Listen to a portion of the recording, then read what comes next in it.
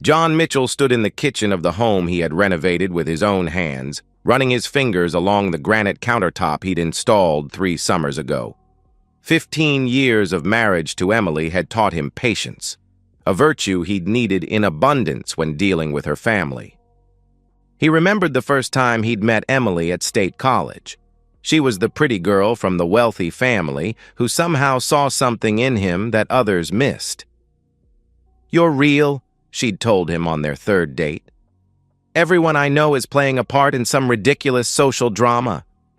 But you're just you." The irony wasn't lost on John now. At 42, he'd spent over a decade trying to be something he wasn't for her family's approval. His father had been a carpenter, a man with calloused hands and an unwavering moral compass. "Respect is earned, son," he'd say, "not inherited." That lesson had served John well as he built his construction management business from nothing. Emily had once admired that about him. Her own father, Richard Ashworth, corporate lawyer and self-proclaimed pillar of society, measured worth by bank accounts and family names. John poured himself a whiskey and gazed around the kitchen. The pendant lights he'd installed cast a warm glow over the space. Everything in this room represented hours of his labor, a physical manifestation of his love for Emily. Love that increasingly felt one-sided. They had no children, a fact that sometimes kept him awake at night. Emily always claimed she wasn't ready, that they had time, that her interior design business needed to stabilize first. But John suspected Margaret Ashworth's influence. He'd overheard his mother-in-law once telling Emily that mixing bloodlines would be such a shame. The memory of their last family dinner made his jaw clench. Richard had spent the evening discussing the blue-collar mentality as if it were a psychological disorder, while Margaret reminisced about the refined young men Emily had dated before John.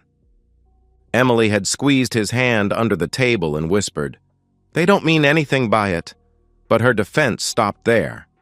John had gradually found reasons to miss these gatherings. Working late became preferable to enduring 3 hours of subtle degradation. The pattern became predictable. Emily would return from these dinners distant and critical, as if her parents' poison lingered in her system, infecting their marriage for days afterward.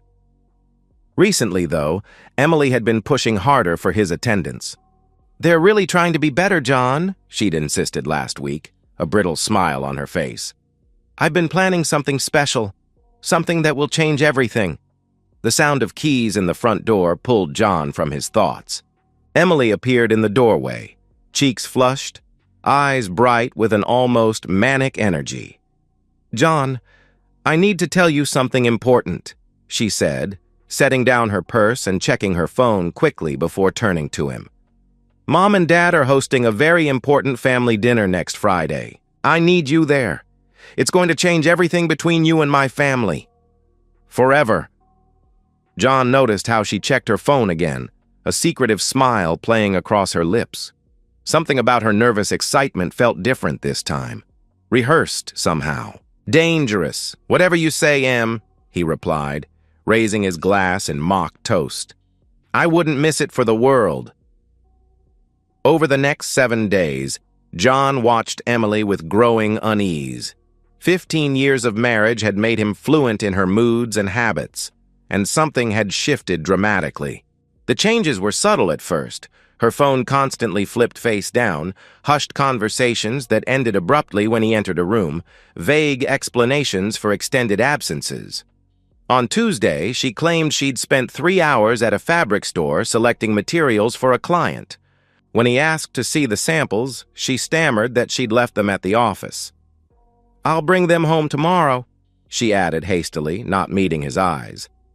On Wednesday, she said she'd had lunch with her friend Caroline, but when John mentioned it casually to Caroline's husband at the gym, he learned Caroline had been out of town all week. "Caroline, she's been in Chicago since Monday," Paul had said with a confused frown. "Some design conference." The lies were piling up, each one sloppier than the last. What troubled John most was the guilt-driven affection. Emily had cooked his favorite meals 3 nights in a row. She suggested a weekend getaway to the mountain cabin they hadn't visited in years. She'd become effusive in her apologies for her parents' behavior, repeatedly insisting they were finally ready to accept him. "My parents have changed, John," she'd said just yesterday, her eyes darting away from his. "They realize how wrong they've been about you all these years." 20 years in construction had taught John to trust his instincts. When a support beam didn't look right, you didn't ignore the feeling. You investigated before the whole structure came crashing down. His marriage was showing hairline fractures, and Emily's behavior was the seismic activity preceding collapse. Thursday night, John returned early from a job site. Emily was hunched over her laptop at the dining table, so engrossed she didn't hear him enter. He caught a glimpse of what looked like a law firm's website before she slammed the laptop closed. "You startled me," she exclaimed, her voice unnaturally high. "Sorry," John said, setting down his thermos. "Anything interesting?" "Just research. For a client's lease agreement," she said too quickly, her fingers nervously tapping the closed laptop. "How was your day?" Later that night, he heard her on the phone in the bathroom, voice barely audible over the running water. "Yes, Mother, he'll be there," she whispered. "Everything is set up exactly like we discussed." The following morning, while searching for aspirin in Emily's purse, John found a business card. Alexander Dawson, private investigator. The card was worn at the edges as if handled frequently. "What's this?" he asked when Emily entered the kitchen, holding up the card between 2 fingers. She froze momentarily before forcing a laugh. "Oh, that silly thing. It fell out of a magazine at the salon. I thought the name sounded like a character from a detective novel," she explained, taking the card from his hand and tossing it in the trash with deliberate casualness. That night, as they lay in bed, Emily rolled toward him, her expression serious. "After the dinner tomorrow, we should discuss our future," she said, tracing her finger along his arm. "It's time to make some big decisions about our lives." "What kind of decisions?" John asked, studying her face in the dim light from the street lamp outside. "Important ones," she said, attempting a smile that didn't reach her eyes. "I feel like we're at a crossroads, don't you?"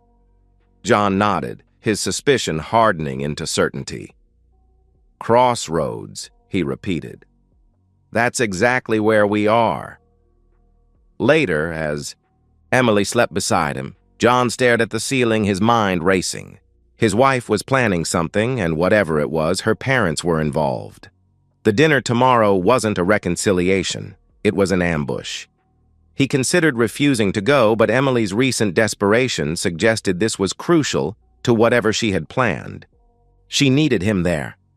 Despite his growing paranoia, a small part of him still hoped for an innocent explanation. That hope died when he overheard Emily's phone call the next morning. Standing outside the bedroom door, he heard her whisper, "He'll be there tomorrow. Everything is ready. After this, there's no going back."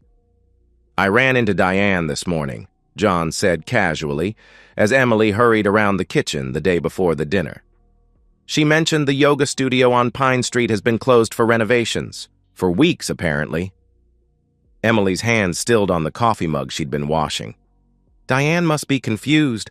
I was just there yesterday," she responded, her back still turned to him. "That's what I thought," John nodded, watching her closely. "So I drove by. There's a big closed for renovations sign.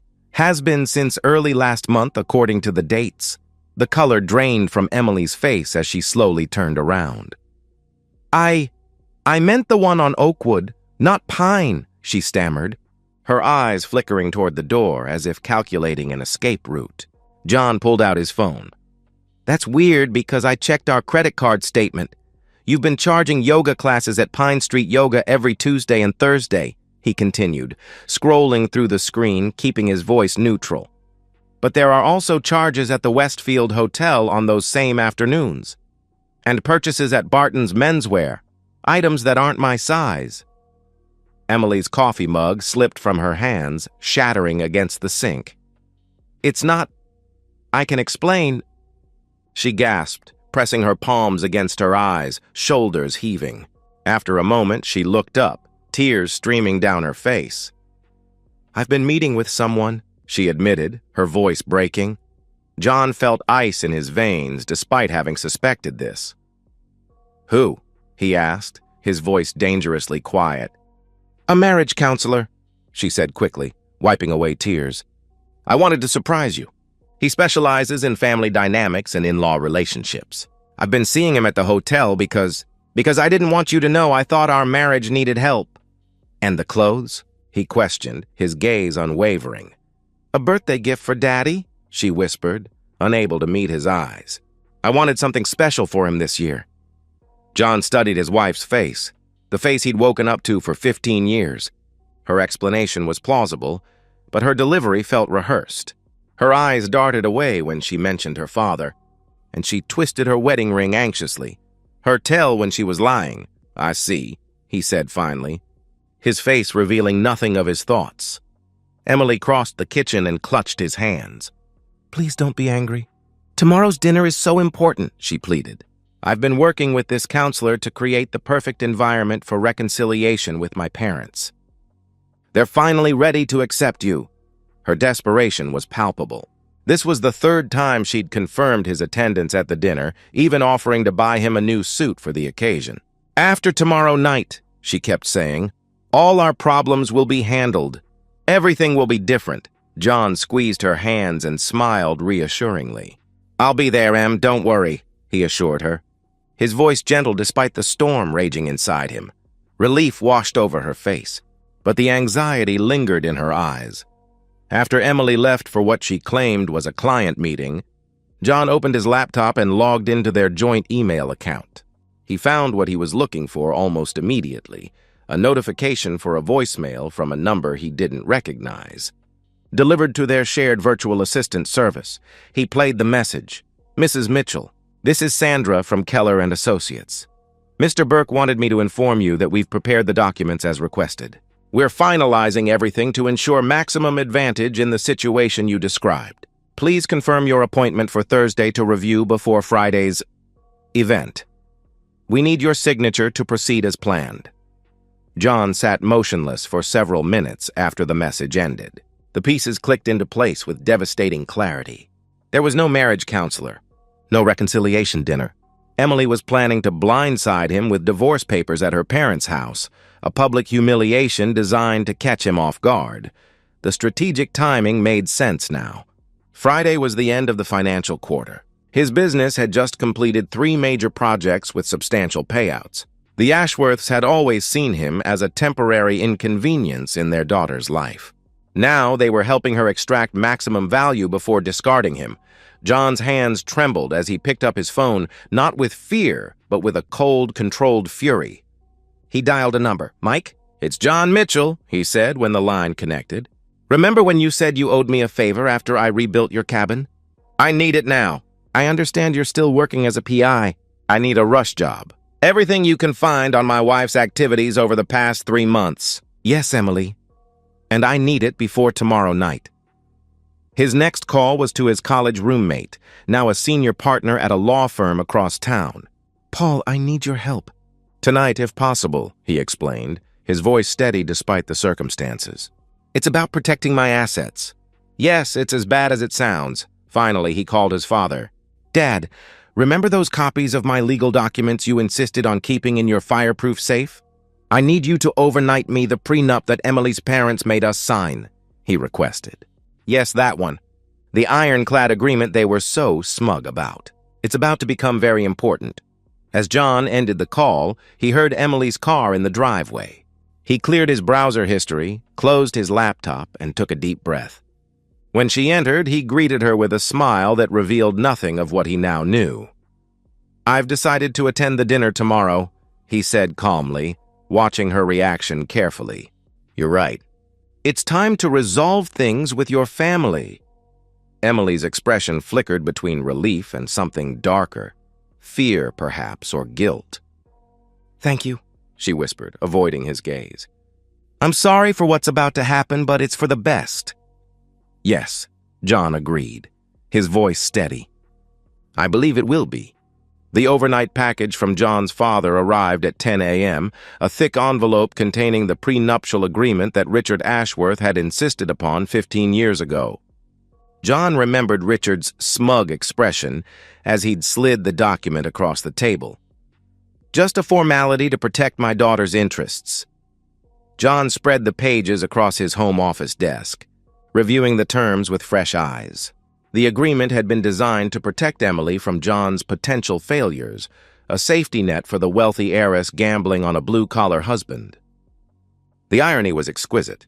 The infidelity clause was explicit.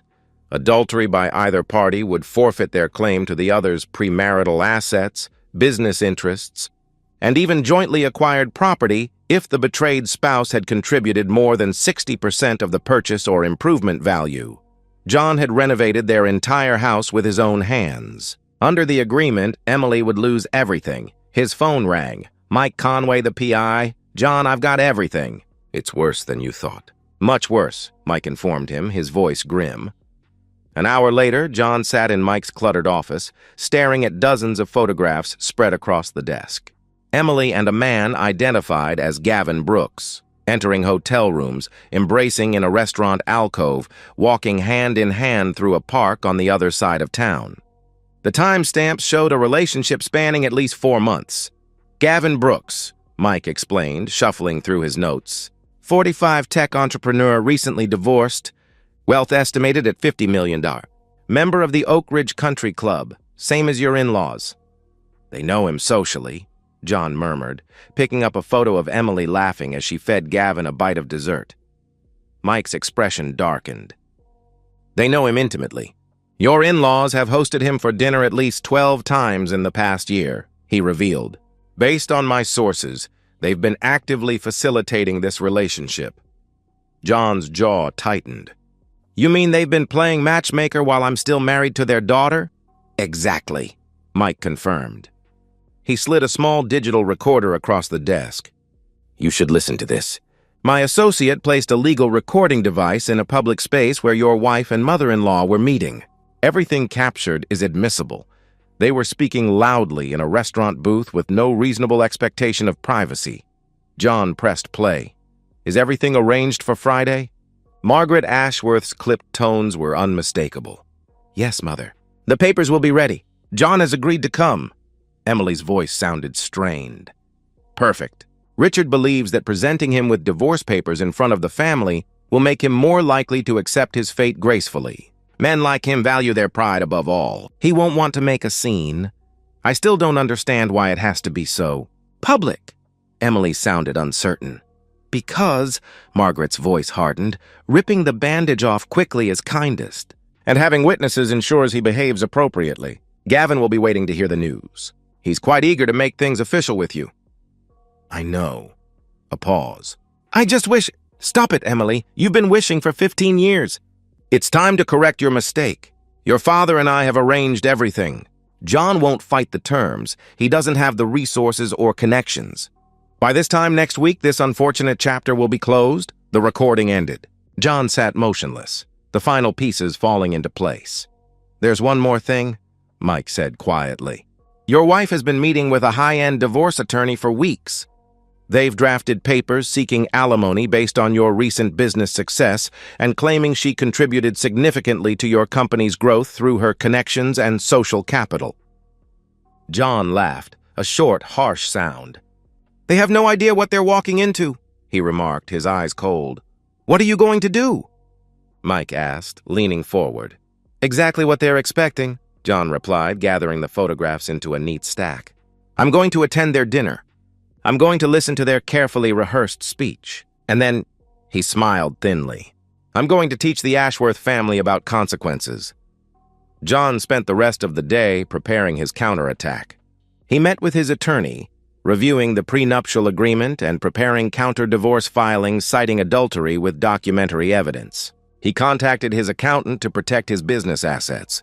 He compiled a folder containing copies of the photographs, financial records documenting Emily's secret spending, and transcripts of the recorded conversations. When he returned home that evening, Emily was waiting with nervous energy, alternating between clingy affection and distant distraction. "I picked up your suit from the dry cleaner," she said, hanging it prominently on the bedroom door. "And I've made reservations for us next weekend at that mountain resort you love. I thought we could use some time away. After tomorrow," she added, her voice catching slightly on the last words. "Sounds perfect," John replied, watching her check her phone for the dozenth time that evening. "Do you still love me, John?" she asked suddenly, her eyes searching his face. John considered the woman before him, this stranger wearing his wife's face. For 15 years he'd loved her completely. Now he felt nothing but a cold, clear purpose. "I've always loved you, Emily," he said truthfully. "More than you'll ever know." She burst into tears, burying her face against his chest. "I don't deserve you," she sobbed, her words muffled against his shirt. John held her, his expression unchanging as he gazed over her head at their wedding photo on the dresser. Tomorrow would be the end of that marriage, but it wouldn't end the way Emily and her family had planned. The Ashworth mansion looked exactly as it always had, imposing, immaculate, and coldly unwelcoming. John pulled his truck into the circular driveway, parking deliberately between Richard's Bentley and Margaret's Mercedes. Emily had insisted they drive separately, claiming she needed to help her mother prepare. John now understood she wanted separate vehicles for their drive home, or more accurately, for his drive home alone. Margaret opened the door, her smile tight and formal. "John, how nice you could join us," she greeted, her gaze flickering to his suit. Perfectly tailored but purchased off the rack 3 years ago. The slight wrinkling of her nose communicated her judgment more effectively than words. "Wouldn't miss it," John replied pleasantly, stepping past her into the marble foyer. The dining room had been set with elaborate precision, the finest Ashworth china, crystal stemware, and freshly polished silver. Place cards positioned John at the farthest end from Richard, who sat at the head of the table with an air of feudal authority. Emily sat rigidly between her parents, checking her watch repeatedly. Her eyes darted nervously to the elegant envelope beside her plate. "So, John," Richard began after the first course had been served, breaking the tense silence. "Still managing those construction projects." He pronounced construction as if it were a communicable disease. "Still building things, Richard," John replied evenly. "Someone has to." Margaret sipped her wine delicately. "Indeed, some people are naturally suited for such physical pursuits," she remarked. "Others, of course, are more comfortable in refined society." She turned to Emily with pointed significance. "Wouldn't you agree, dear?" Emily stared at her plate, pushing food around without eating. "Everyone has different strengths," she murmured, not looking up. "Speaking of strength in different areas," Richard continued, refilling his wine glass, "did Emily mention we had dinner with Gavin Brooks last week? Remarkable fellow. His tech company just secured another round of financing. What was it, 50 million? He paused, glancing at his wife. Such a shame about his divorce, though it's left him available for new opportunities. He looked meaningfully at Emily, who flinched. "Gavin sounds fascinating," John remarked, taking a bite of his salad. "You must introduce us sometime." Margaret's eyebrows rose slightly at his calm response. "Perhaps. Though I'm not certain you'd have much in common," she observed coldly. "Gavin attended Harvard. His family has a summer home in the Hamptons. He understands the obligations of society. Unlike some people we could mention," Richard added with a chuckle, swirling the wine in his glass. John smiled and took a sip of water. "You know, Richard, I've always appreciated your directness," he commented. 15 years of subtle insults. It takes commitment to maintain that level of condescension. A brief silence fell over the table. Emily's face paled. Richard cleared his throat uncomfortably. "Now, John," Margaret interjected, her voice honeyed with false concern. "No one is insulting you. We've simply always wanted what's best for Emily. Surely you can understand that?" "Of course," John nodded. "Parents wanting what's best for their children is natural, though I've often wondered why you think the worst thing that could happen." to your daughter is happiness with someone who actually loves her. Emily's hands shook, visibly as she reached for her water glass. Richard's jaw tightened, but he maintained his practiced smile. The main course arrived, prime rib for the men, poached salmon for the women. Margaret steered the conversation toward safer topics: renovations at the country club, the latest charity gala, mutual acquaintances whose children had made advantageous marriages. John participated politely, complimenting Margaret's hosting and thanking Richard for his unsolicited career advice. His calm demeanor seemed to unnerve them. They had expected defensive anger or wounded pride, not this pleasant acquiescence. As dessert was served, a delicate lemon soufflé that John knew was Emily's favorite, Margaret exchanged meaningful glances with Richard. He nodded almost imperceptibly, and Emily's breathing quickened. She reached for her purse with trembling hands and withdrew the elegant envelope John had noticed earlier. "John," she began, her voice barely audible, "I have something for you. A gift that will change everything." The dining room fell silent except for the ticking of the grandfather clock in the corner. John accepted the envelope with an expression of polite curiosity, though he knew exactly what it contained. He opened it slowly, removing the legal documents and scanning them with furrowed brows, as if encountering such papers for the first time. Emily's carefully rehearsed speech tumbled out in a rush. "I've been thinking a lot about our marriage, John, about how people grow and change, sometimes in different directions," she explained, her voice cracking slightly. "I've realized that I need something different, someone more compatible with my goals and background." "What Emily means," Margaret interrupted impatiently, setting down her dessert fork with a sharp clink, "is that she's finally come to her senses. This marriage was always a mistake, a youthful rebellion against proper upbringing." Richard nodded sagely. "You must have known this day would come, John," he stated with condescending sympathy. "Emily was meant for a different world than yours. It's best to bow out gracefully and avoid embarrassing yourself by fighting the inevitable. Breeding will tell in the end," Margaret added with cruel finality. "You never belonged in our world, John. You should be grateful for the years you had with Emily. But it's time to accept reality." John remained silent, studying the divorce papers with meticulous care. The tension in the room grew unbearable as the seconds ticked by. Emily's expression shifted from nervous anticipation to confused discomfort at his lack of reaction. Finally, John carefully folded the documents and placed them beside his plate. He took a sip of water and dabbed his lips with his napkin. "Since we're exchanging gifts tonight," he said calmly, reaching into his jacket pocket, "I have something for the family as well." He placed a small red gift box in the center of the table. Emily's face went white with sudden terror, as if she had just realized that her quiet, humble husband might not be as naive as they all believed. Richard Ashworth reached for the red box with theatrical confidence. "How thoughtful, John," he remarked, his tone suggesting he expected to find some pathetic peace offering inside, perhaps a handwritten letter of surrender or a sentimental keepsake. The box opened with a soft click.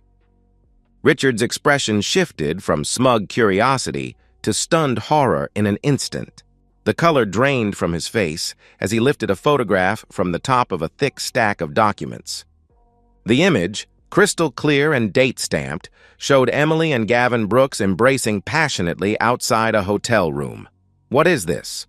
Richard whispered, though his expression made it clear he already knew.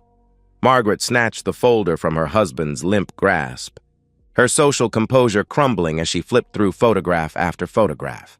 This can't be," she spluttered, each image confirming her daughter's betrayal and their own complicity.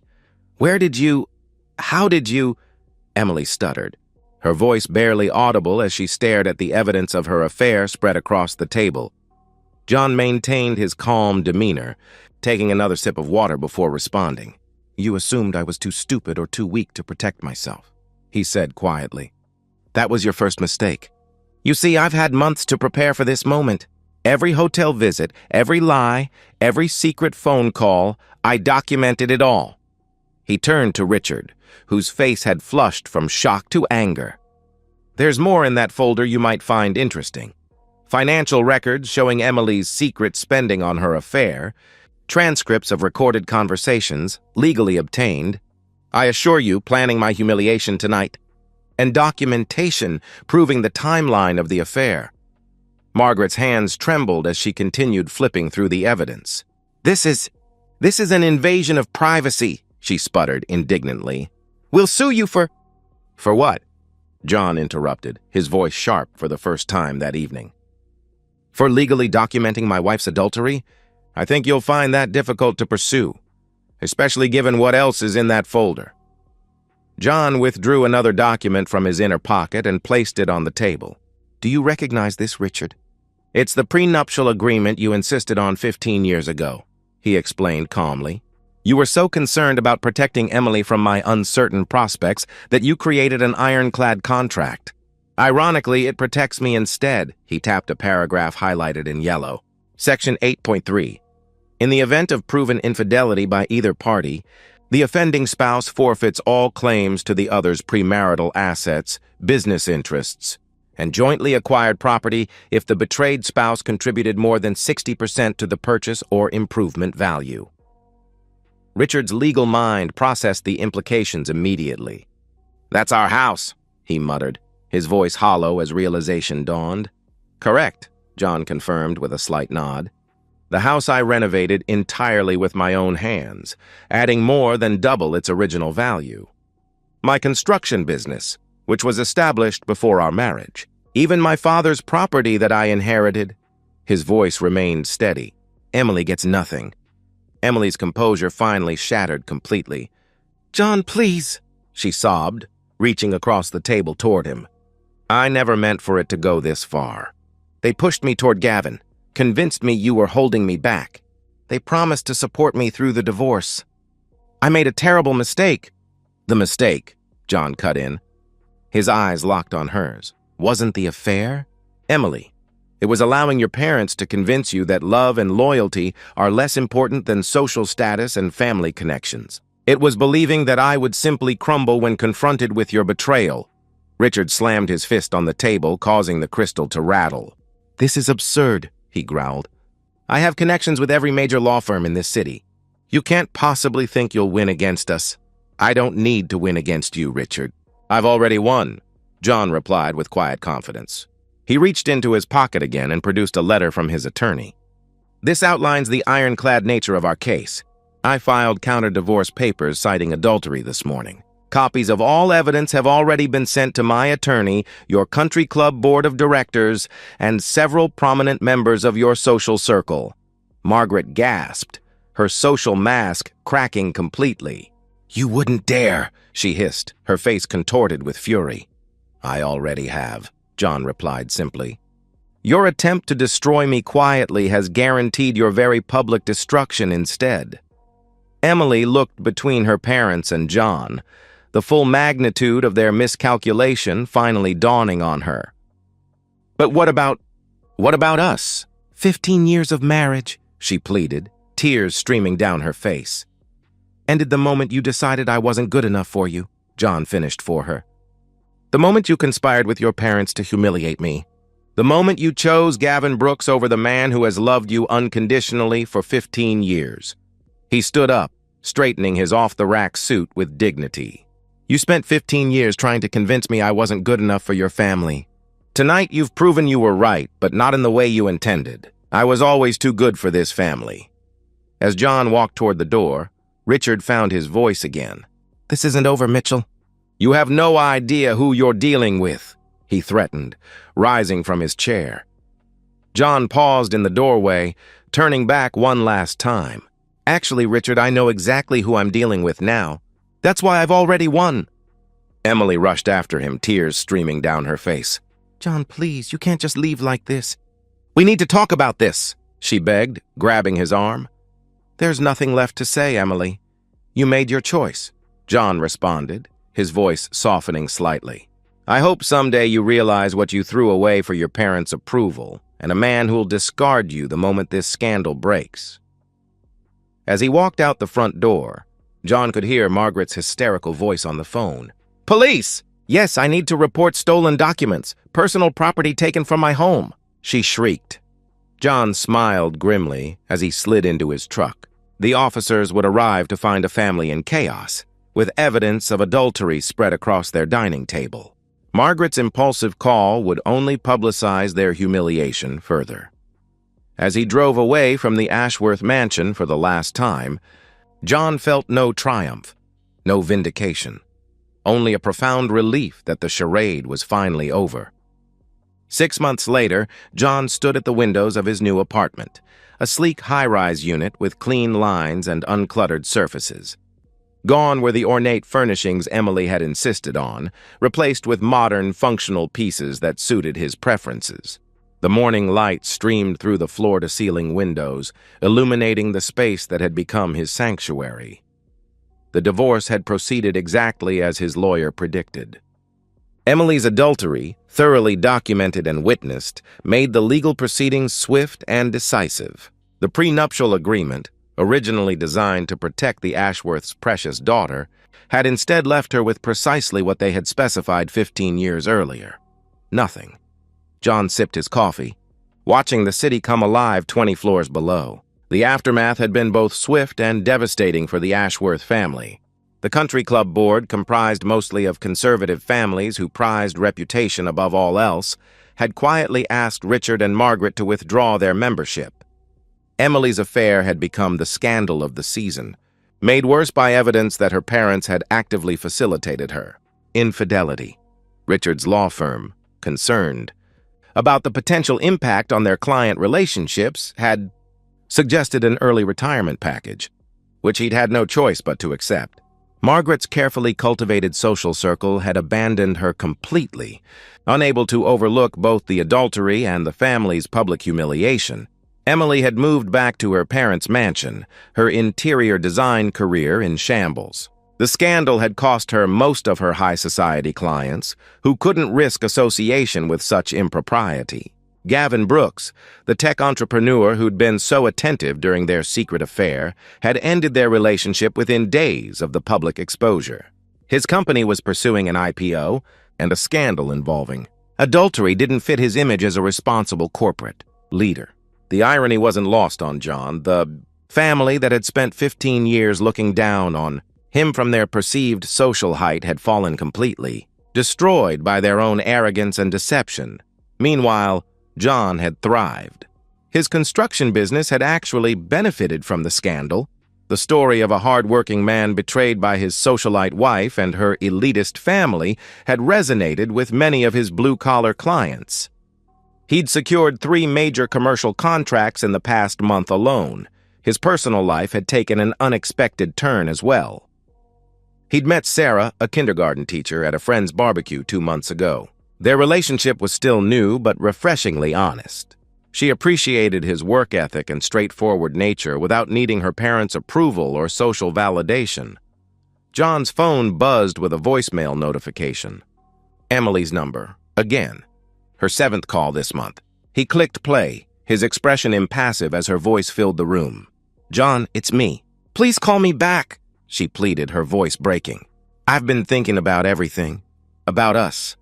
I made the biggest mistake of my life. Gavin is gone, my career is in ruins, and I miss you every day. We could start over. Please, John. He deleted the message before it finished, just as he had with all the others. Some bridges once burned should remain ash. The Ashworth family had made their choice 15 years ago when they decided he wasn't good enough for their daughter. Now they were living with the consequences.